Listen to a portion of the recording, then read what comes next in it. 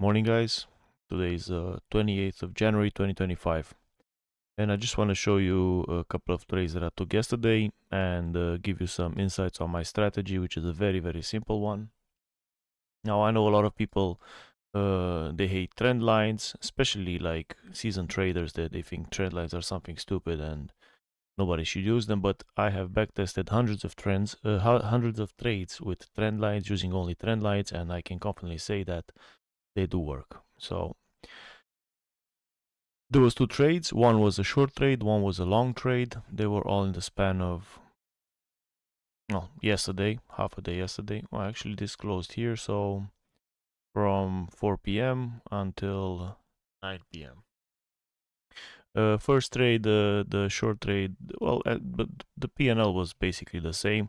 The risk on each of them was $50, so I made a 4R on each. That means 8R in total.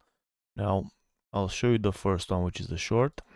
I was waiting for price to hit this liquidity spot here. Once it did that, switch over to the line chart and draw a trend line on the two most obvious points on the map. The chart, that can be that, or it can be this. This is what I chose because it was very close to the point of control of this move down.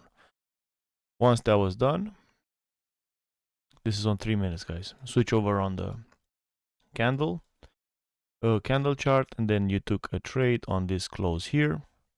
Stop above that wick, and the take profit would have been this area here, this liquidity area here. Let me get this off. So all this area here. Hit the target. After that, we waited for it to see if it's gonna tap the point of control, which it did over here. Again, switch onto the line chart, draw a trend line on the most obvious points.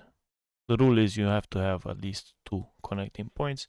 This almost had the three, but the one in the middle was connected by a wick only. Now the best entry for this would have been a retest down here, but I missed that, so I entered on this close here, and then the take profit liquidity sweep on this high here.